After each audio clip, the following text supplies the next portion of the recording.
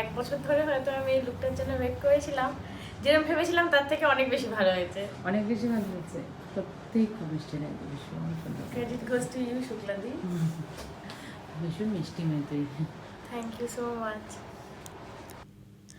Client যখন সাজার পর এত সুন্দর কমপ্লিমেন্ট দেয় তখন কিন্তু আরও ভালো কাজ করতে ইচ্ছা করে, মনে হয় যে আরও ভালো ভালো কাজ তোমাদের উপহার দিই।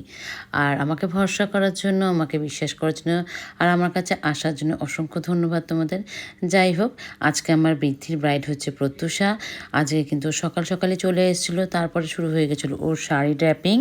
আজকে ও পরেছিল একটা, যেহেতু বৃদ্ধির লোক সেই জন্য লাল সাদা শাড়ি পরেছিল, আর তার সাথে ছিল খুব সুন্দর একটা ব্লাউজ ডিজাইনার কিন্তু শাকম্বরী, আর তার সাথে পরেছিল পার্ল চোকার। এগুলো কিন্তু আমি বলে দিয়েছিলাম যে এইভাবে করো সেট, সুন্দর লাগবে। আমারই একটা লুক, বৃদ্ধির লুক আমি ক্রিয়েট করেছিলাম প্রায় 1.5 বছর আগে। সেটা দেখেই ও বলেছিল যে দিদি আমাকেও কিন্তু বৃদ্ধিতে এরম করেই সাজিও। আর টোপরটা ছিল শোলা ঘরে, খুবই সুন্দর। সবটা মিলিয়ে ও যেন আজকে ছিল পরিপূর্ণ। সকালবেলাটা সত্যিই ভালো লাগছিল ওকে সাজাতে, মনে হচ্ছিল যেন আমার এইখানেই বৃদ্ধিটা আজকে কমপ্লিট হবে। এত সুন্দর লাগছিলো। আর ভীষণ মিষ্টি মেয়ে, চেয়েছিল সফট অ্যান্ড সাটল মেকআপ। আমার প্রতিটা ক্লায়েন্টেরই ডিমান্ড এটাই থাকে, দিদি তুমি সফট অ্যান্ড সাটল মেকআপ তুমি যেরকম করো সেটাই করো।